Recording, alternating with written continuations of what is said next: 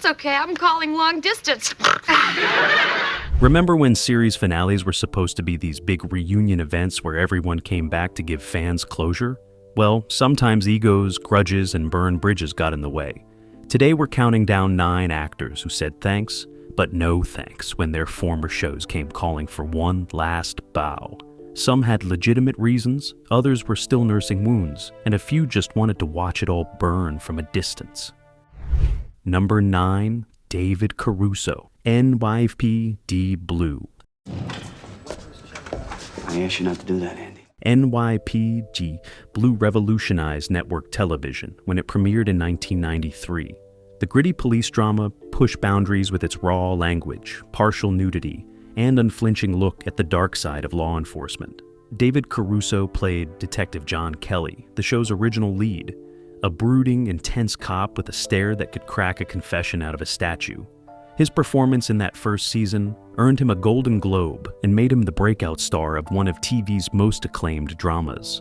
But then Caruso did something that would become legendary for all the wrong reasons. After just one season, convinced he was destined for movie stardom, he demanded a massive pay increase and profit participation. When the producers refused, he walked. His last appearance was early in season 2, in an episode called Dead and Gone. The show wrote Kelly out by having him accept a job as a security chief, and Jimmy Smits stepped in as Detective Bobby Simone, ultimately proving to be just as compelling, if not more so, than Caruso's character. Here's where it gets interesting. NYPD Blue ran for 12 seasons, from 1993 to 2005. The series finale, which aired in March of 2005, brought back several former cast members for cameos and closure. Dennis Franz, who played Andy Sipowicz throughout the entire run, got a proper send-off. But David Caruso? Nowhere to be found. Why didn't he come back? Oh, well, by 2005, Caruso had already lived through his cautionary tale. After leaving NYPD Blue, his film career imploded spectacularly. Kiss of Death in 1995 barely made a ripple, and Jade, also in 1995, was savaged by critics and bombed at the box office. He'd become the poster child for actors who let their egos destroy their careers. By the time the NYPD Blue finale rolled around, Caruso was actually doing just fine, starring as Horatio Kane on CSI Miami, which had become a massive hit in its own right. But the bad blood from his dramatic exit, combined with the fact that his character Kelly had already been written out years earlier with a clean break, meant there was no real story reason for him to return. And let's be honest, why would he want to remind everyone of the biggest career mistake he'd ever made? The NYPD Blue finale focused on Sipowicz's journey, and frankly, the show had moved so far beyond Kelly that his absence didn't really hurt the ending. But it remains one of the earliest examples of an actor's ego preventing a finale reunion. Caruso eventually redeemed himself with CSI Miami, but his refusal to acknowledge NYPD Blue's ending speaks volumes about how messy that original departure really was. Number 8, Shelley Long. $10 I'm gonna weigh in about 5 minutes, all right? Cheers was the sitcom that defined must-see TV on NBC throughout the 1980s. The show followed the staff and regulars at a Boston bar where everybody knows your name, and from 1982 to 1993, it was one of the most beloved comedies on television. Shelley Long played Diane Chambers, the pretentious intellectual waitress whose combustible romance with bar owner Sam Malone, played by Ted Danson, gave the show its emotional center. Sam and Diane's they relationship captivated audiences for 5 seasons. Their verbal sparring, undeniable chemistry, and constant bickering made them one of TV's most memorable couples. But after season 5, Long decided to leave the show. She wanted to pursue a film career and spend more time with her newborn daughter. The producers gave Diane a bittersweet exit in the season 5 finale, where she leaves Sam to write a novel in Los Angeles, promising to return in 6 months. Spoiler alert, she didn't. Cheers continued without Long, bringing in Kirstie Alley as Rebecca Howe, and the show remained a massive success for another 6 seasons.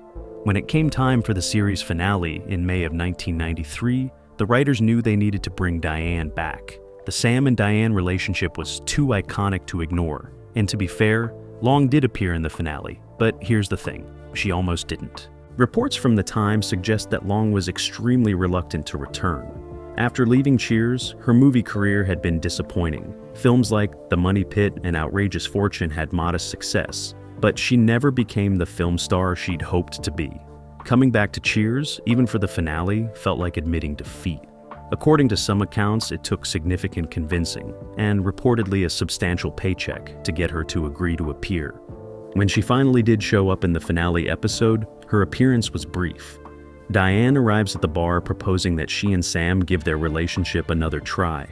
Sam seriously considers it, even writes her a heartfelt letter about running away together. But in the end, he chooses the bar over her. It's a touching scene that gives closure to their relationship, but you can feel the tension underneath it all. What made Long's reluctance particularly notable was the behind-the-scenes dynamics. Her relationship with the cast, especially Ted Danson, had apparently cooled considerably after her departure. While they were professional during filming, multiple cast members later admitted there was awkwardness on set. Long herself has said in interviews that leaving Cheers was complicated and that returning for the finale stirred up a lot of mixed emotions. The irony is that Long's film career never reached the heights she'd hoped for, while Cheers only grew in stature. Today, she's probably best remembered for playing Diane Chambers, the role she was so eager to leave behind. Her reluctant return for the finale, while ultimately happening, highlighted how sometimes actors' ambitions can sour their relationships with the projects that made them famous. Number 7. Suzanne Somers, Three's Company. Well, it's okay. I'm calling long distance. Three's Company was one of the biggest sitcom hits of the late 1970s and early 1980s, running from 1977 to 1984.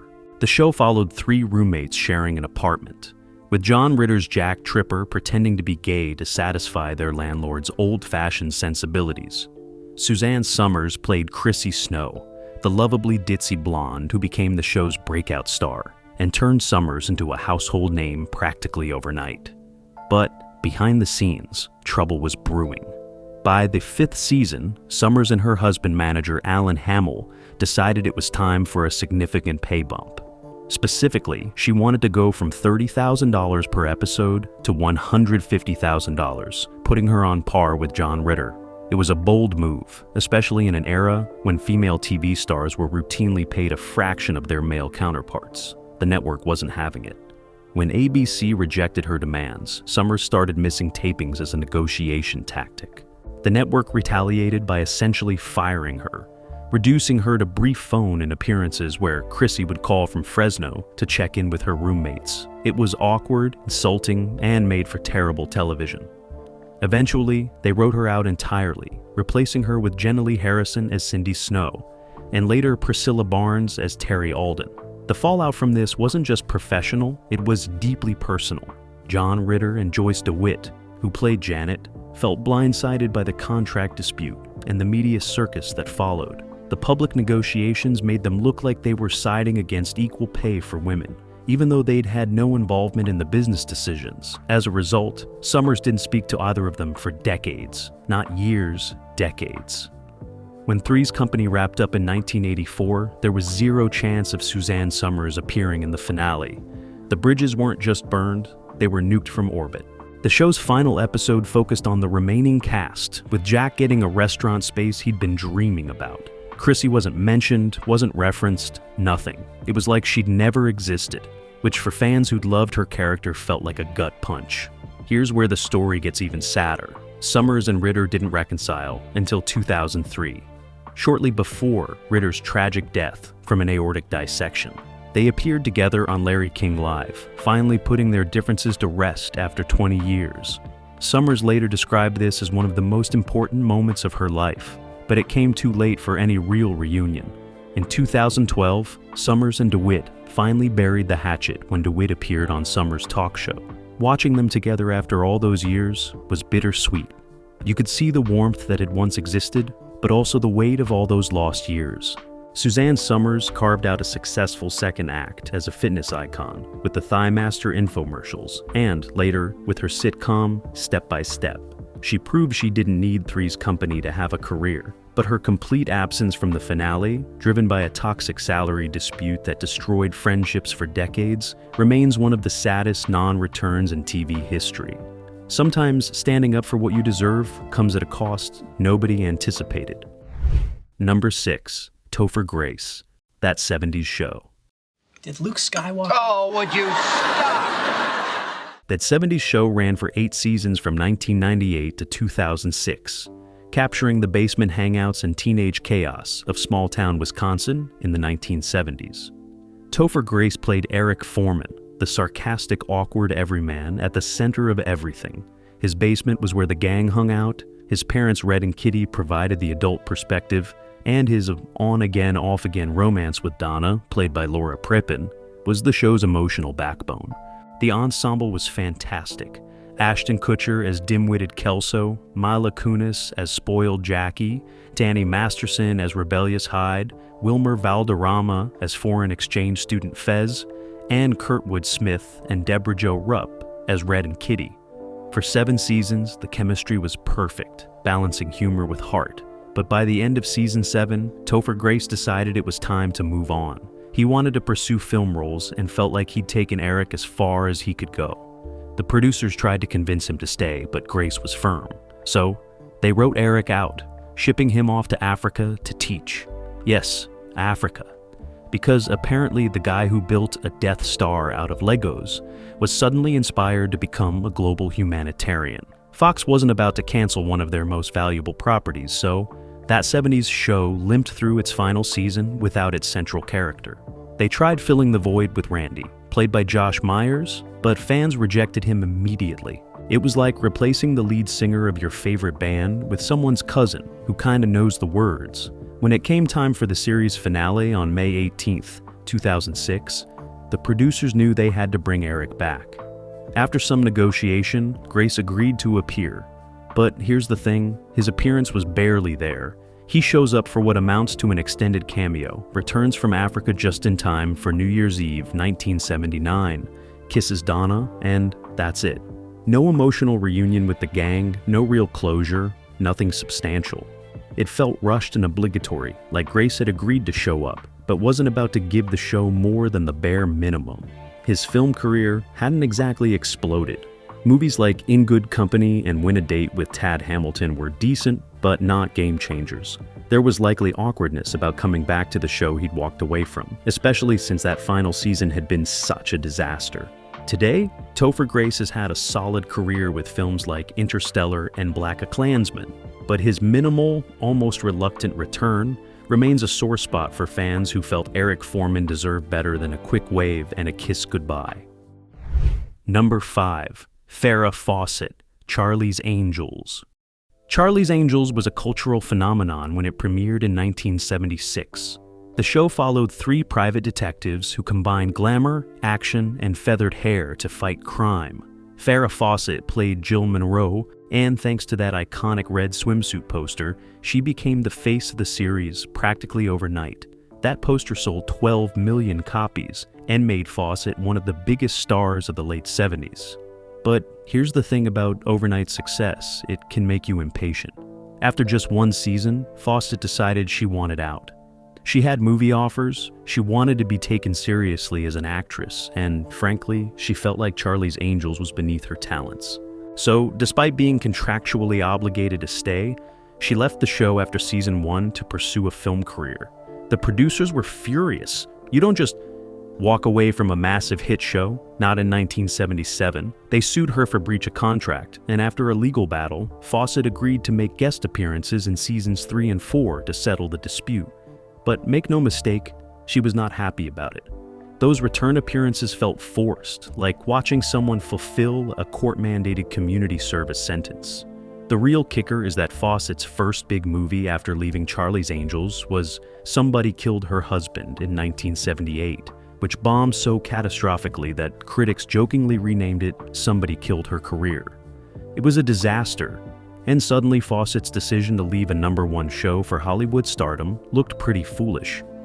Charlie's Angels continued for 5 seasons total, from 1976 to 1981. The show went through multiple cast changes, with Cheryl Ladd replacing Fawcett as Jill's younger sister, Chris, followed by Shelley Hack and then Tanya Roberts.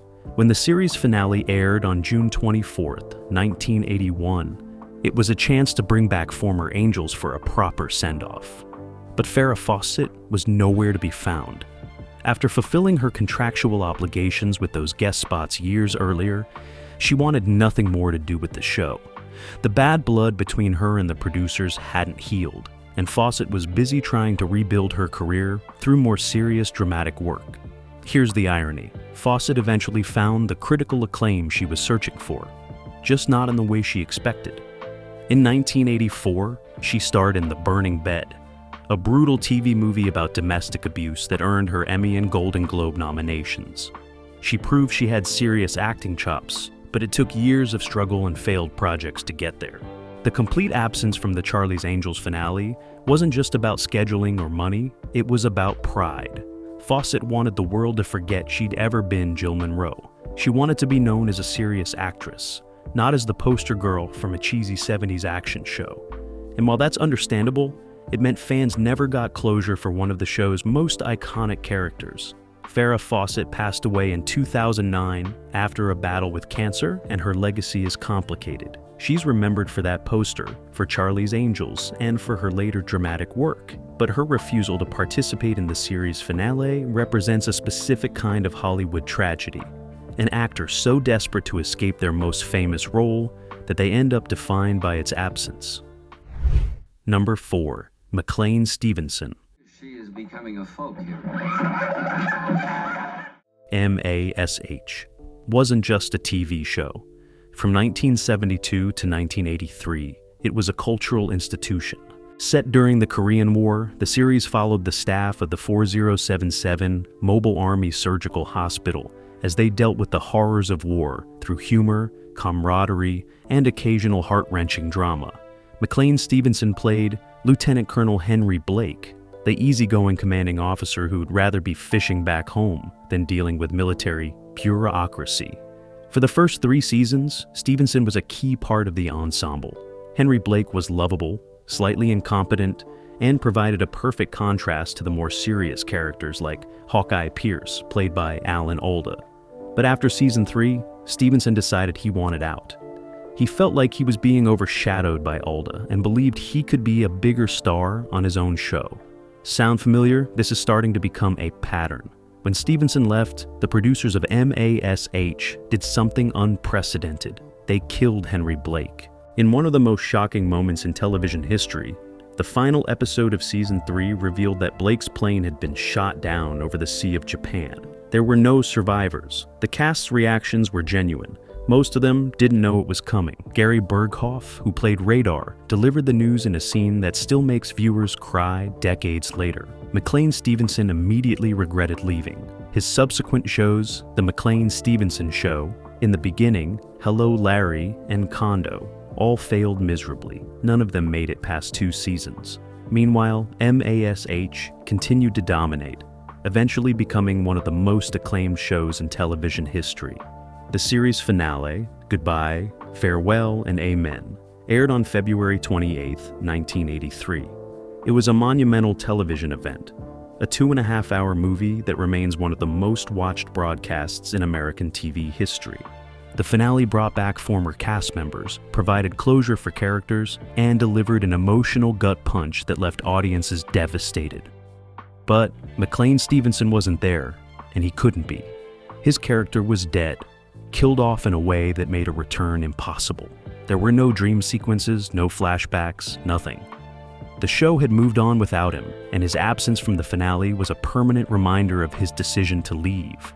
Years later, Stevenson admitted in interviews that leaving MASH was the biggest mistake of his career. He'd traded a role on one of the greatest shows in television history for a series of forgotten flops. The MASH finale celebrated the characters who stayed, who rode the show to its legendary conclusion. Stevenson could only watch from home, a cautionary tale about the perils of overestimating your own importance. What makes this even sadder is that if Stevenson had stayed, Henry Blake would have been part of that iconic finale. He would have gotten a proper send-off, a chance to go home to his family instead of dying in a plane crash. But ego and ambition got in the way, and Stevenson spent the rest of his career living with that regret. Number 3, Valerie Harper. Valerie / The Hogan Family. Thank you very much. It was... This might be the most justified refusal to return on our entire list. Valerie Harper got fired from her own sitcom, sued the producers, and won. So, yeah, when they came calling for a reunion, her response was probably an enthusiastic no, followed by some words we can't say on this channel. Let's back up. Valerie premiered in 1986 with Harper playing Valerie Hogan, a slightly neurotic but lovable mother trying to keep her family together. The show had a strong supporting cast, including young Jason Bateman as her son David and veteran actress Edie McClurg as the nosy neighbor. It found a decent audience and looked like it had potential to be a long-running family sitcom.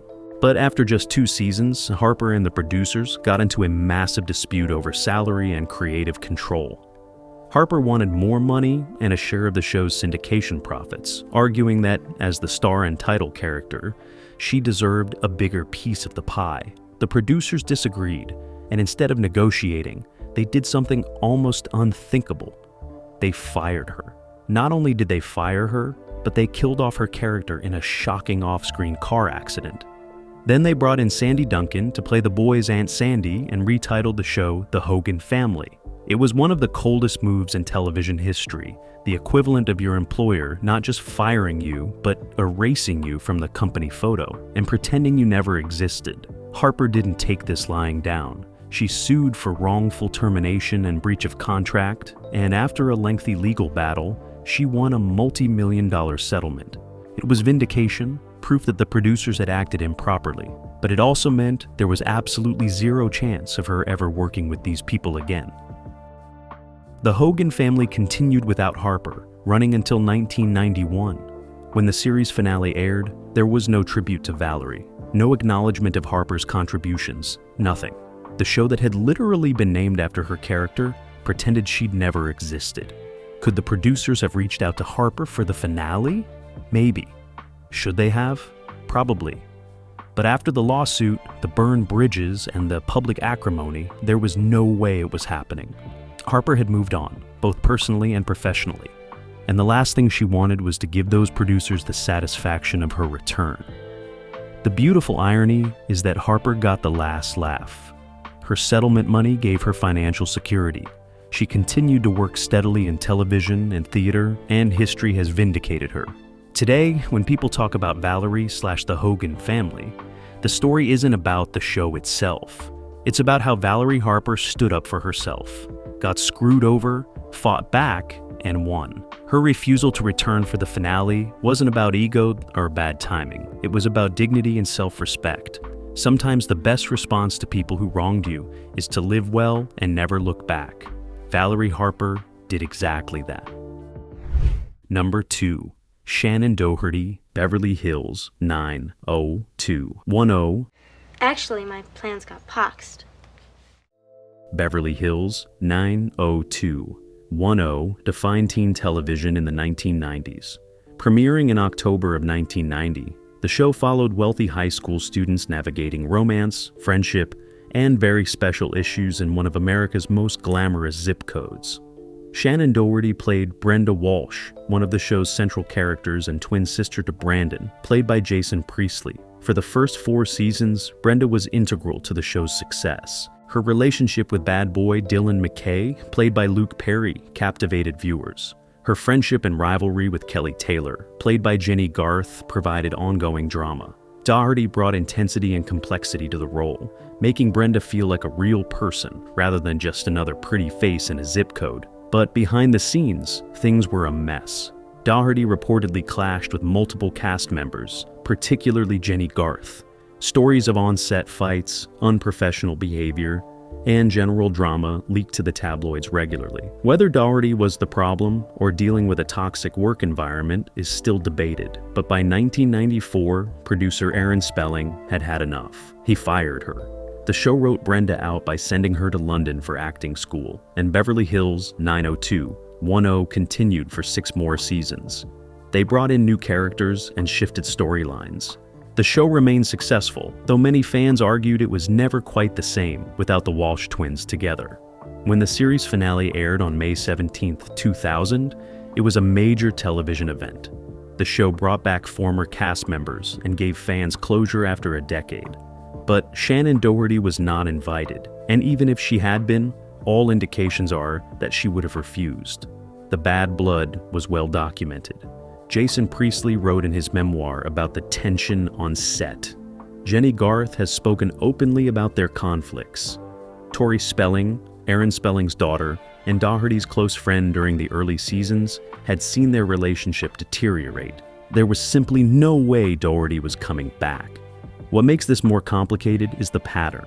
After Beverly Hills 90210, Doherty starred in Charmed, where she once again clashed with co-stars, leading to her departure after 3 seasons. Whether she was consistently the problem or repeatedly put in difficult situations is still debated. In recent years, especially after Luke Perry's death in 2019, there have been some reconciliation efforts. Doherty appeared in the reboot for a few episodes as a tribute to Perry, but back in 2000, her absence was glaring. For fans who'd watched since day one, the finale without Brenda Walsh felt incomplete, representing one of the messiest cast conflicts in television history. Number 1. Charlie Sheen, 2.5 Men. That's right, Charlie. If you're going to have a public meltdown, you might as well make it legendary. Charlie Sheen's exit from 2.5 Men in 2011 was a real-time car crash that played out across TMZ, Twitter, and every entertainment news outlet on the planet.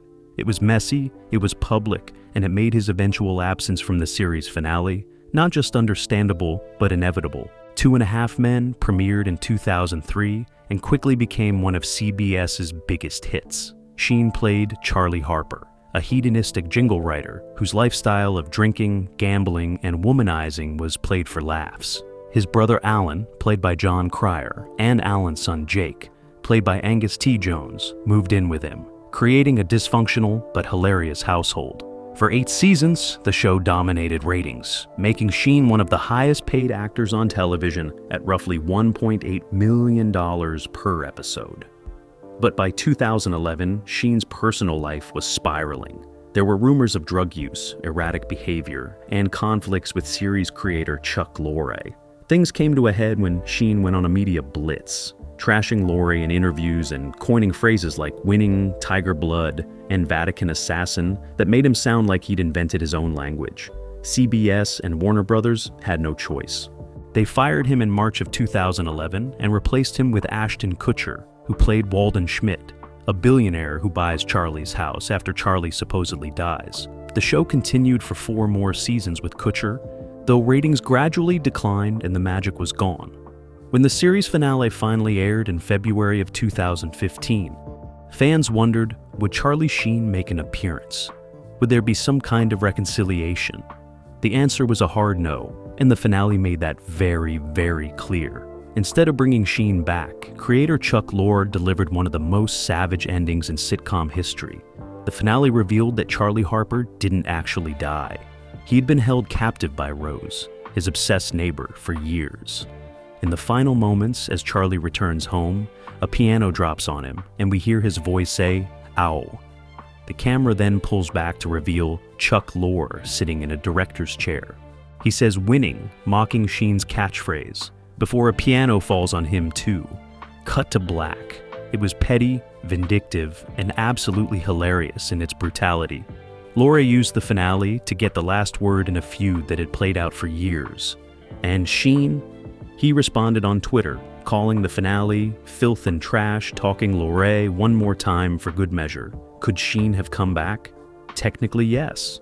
But after the public meltdown, the lawsuits, and the years of mutual hostility, there was zero chance. Both sides hated each other too much to even pretend to play nice for a finale. And honestly, after watching Lorre drop a piano on his character, it's hard to imagine Sheen wanting anything to do with it. The sad part is that 2.5 Men was a massive part of Sheen's career, a show that made him incredibly wealthy and kept him relevant for nearly a decade. But the circumstances of his exit were so toxic that a proper finale reunion was impossible. His absence wasn't quiet or dignified. It was loud, messy, and turned into a punchline about a falling piano. Today, Sheen has expressed some regret about how things went down, though he's never apologized to Laurie. The 2.5 Men finale remains one of the strangest, most hostile endings in sitcom history.